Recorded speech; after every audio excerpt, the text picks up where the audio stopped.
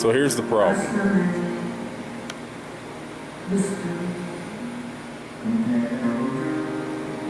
There's a big ding in the door right here that happened in shipping while this door was sent from LePage to us on a job that I'm doing. It's a nice big radius round door, and it was damaged. So what I'm going to do, if you can see this joint right here, is I'm going to route out a Dutchman at that joint to this joint in this arch casing here. It is it's a piece of arched, it's mahogany or Udall, and it's full half round, but it consists of several pieces. So what I propose to do is make a jig where I can route out just below this arch here, and then from this joint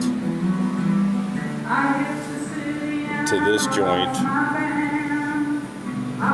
set a new piece in, sand the whole thing down, and hopefully you'll never see it. You can see the joints are finger jointed together, so you might see the seam right here. It's a really expensive door, and it would be a shame to, we had a choice to either send it back, wait a few months for a new door, or just take care of it ourselves. Hopefully we're up to the challenge. I don't think it'll be a problem. I'm gonna make a sled for my router on the CNC, prop the sled up flush with the top of the casing, and just route that piece out. And then we will set a new piece in. They sent us some. We will set it down flush, glue it up, route it out with a flush trim pit, and then sand the entire thing around and respray it. That'll probably be the most challenging part, is making sure that our finish matches. We have the same product they use, but it is a very finicky product.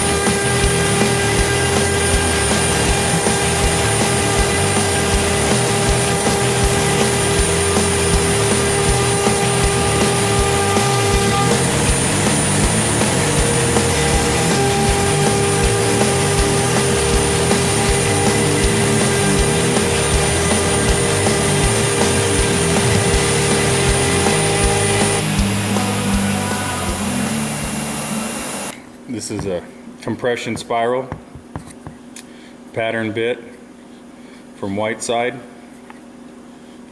Very nice bit. Probably one of the finest router bits I've ever owned. I'm very impressed with Whiteside's quality. This is easily CNC grade type router bit and cutter.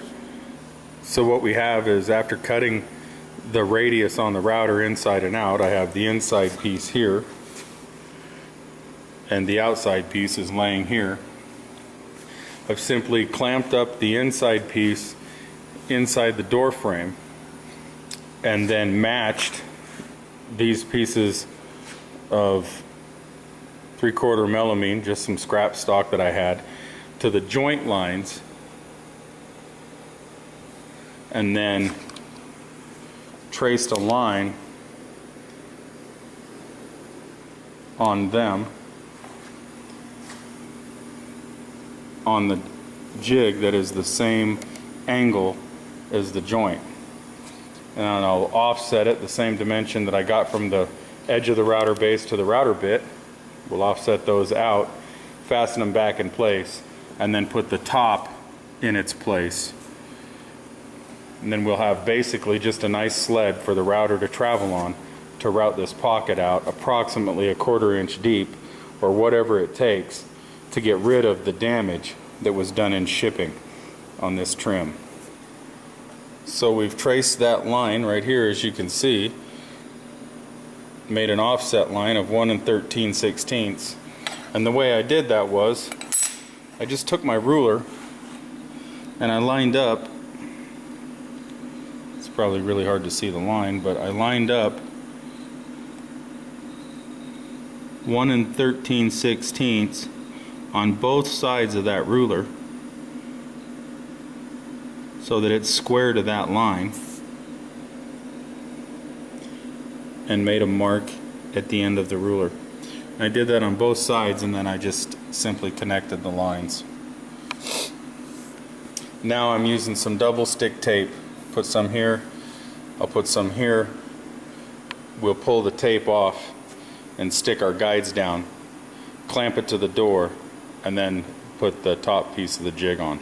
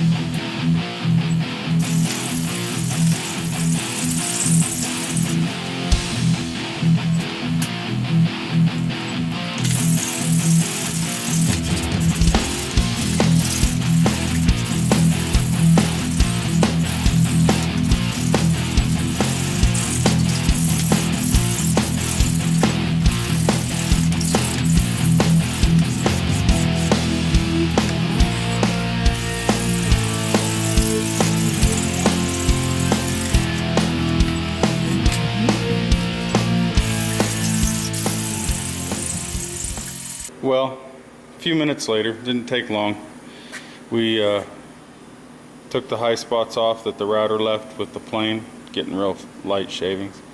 Went really good. And then just kind of dressed it with a file. I just had a flat file here, and I was just simply putting, holding it as flat as I could, and I drew a chalk line on it. I just squiggled a little chalk line all across it and took that down, and I could tell where the high and low spots were with that. And a few minutes later, like I said, it didn't take too long.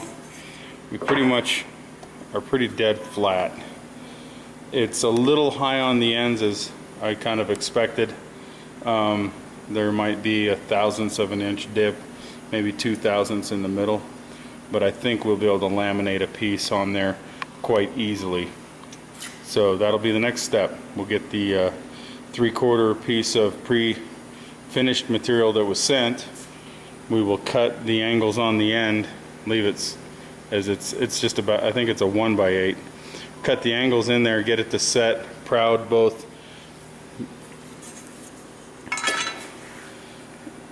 outside, because it's a 1x8, it'll stick out to here probably, and then it'll stick out in here somewhere, but we'll have these cuts just right on it.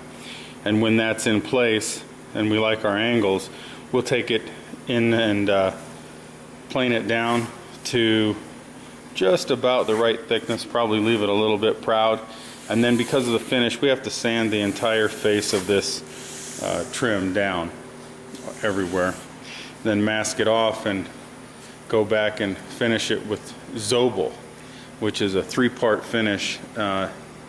Pretty complex, pretty important to do it right, but I believe we have the right equipment in this shop to do that, and well, sort of skip the whole fitting it. Get it plane to length, get it glued in there good, or plane to thickness, excuse me. We'll get it glued in, and then I will just simply take my pattern bit and I'll set it so that the bearing rides this edge, and it'll trim that 1x to follow both of these edges just as we need them. So should pretty much look like this never happened when we're done. But as you can see, we've gotten rid of all of the damage that was done. The damage was right around in here somewhere, and it was just under a 1/4 inch deep, but it was pretty awful. And the project that this particular door goes in, there's 3 of them on the front face alike. It's a Italian villa that I'm building, and well, these doors are pretty spendy to say the least, and we weren't going to settle for any damage at this point. And it just happened to be that I have a shop and hopefully the capabilities to repair this instead of putting it on a truck and shipping it all the way back to Canada and waiting for them to make us a new one. So what I'm going to do right now is, I've only got the 1 piece of Udall from LePage, and I don't want to chance anything. So I have this piece of Baltic birch plywood, and I've marked the angles according to what my jig said they were, my sled, and marked them on both ends at an approximate length, just simply by holding it over here and lining up the corners and then connecting the dots. So I'll go ahead and set the Capex for the angle that's required, and we'll just sneak up on it and see what happens.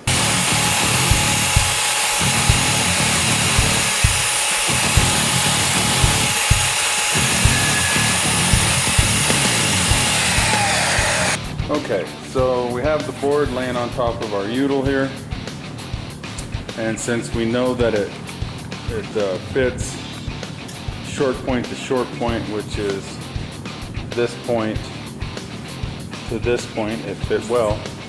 I'm just simply going to flush my edges here, draw this line on both sides.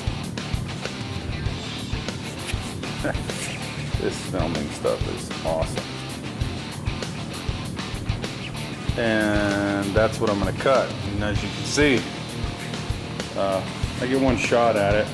Not really. I have half a brain, which on most occasions I don't. Well, okay, that's a joke. Most occasions I have at least a half, but not much more. We'll cut it proud and we'll sneak up on it too, but we know the angle now, so the battle's over. Now we're just fighting stupidity. Let's see if we can get past that too.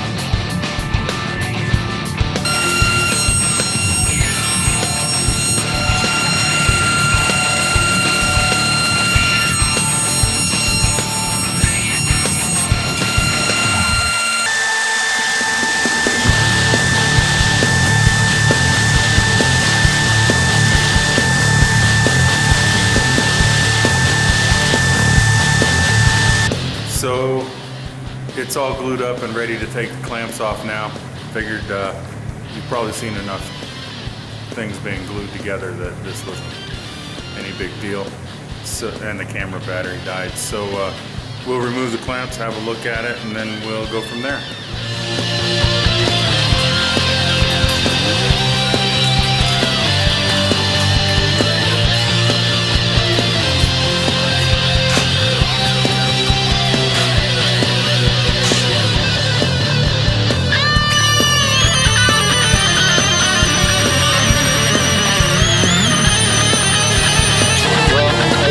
That didn't take much sanding at all. We are nice and plugged. And the joints look just like the factory joint did. So here's the bit we're going to use. This is the, let's see, here we go, the ultimate combination trim bit, compression, technology. Right side USA bits. It's a compression with a bearing on top and a bearing both top and bottom, or however you look at it. And we're going to chuck this up in our OF 1400 Festool router. Run it right along this edge and clean that dude up.